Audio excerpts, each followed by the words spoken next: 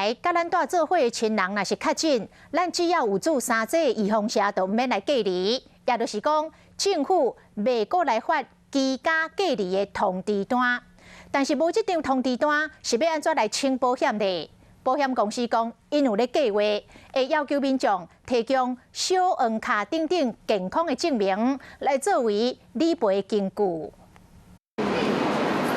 主业要爱看小黄卡，有的餐厅嘛爱看小黄卡。随着零加7新制度上路了后，小黄卡更有新功能。零加7新制上路之后，符合资格的民众将不会再收到这样的居隔通知单，因此保险业者也研议了，未来将会要求保护来提供小黄卡作为理赔依据。相信政策今仔上路，大做伙亲人确诊、亲密接触者无做3剂，共款爱3+4，嘛就是共款会使摕居家隔离通知单来申请保险金。不过，若是有做3剂，无需要隔离3天，直接自主防疫，所以民众无法度摕到居家隔离通知单来申请理赔，避免说有一些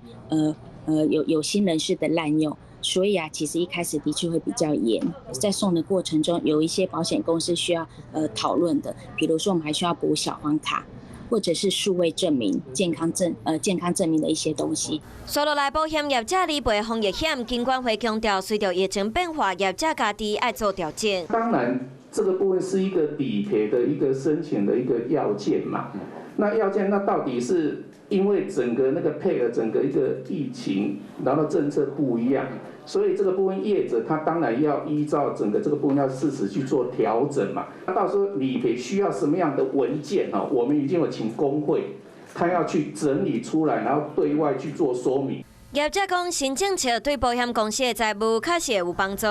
不过因为亲密接触者拢是确诊者家己来填表单，敢会出现理赔无清楚的部分，恐惊甲金管会做好配套措施。想要获取更多新闻资讯，想要看到主播最新的动态，赶快订阅华视 YouTube 频道。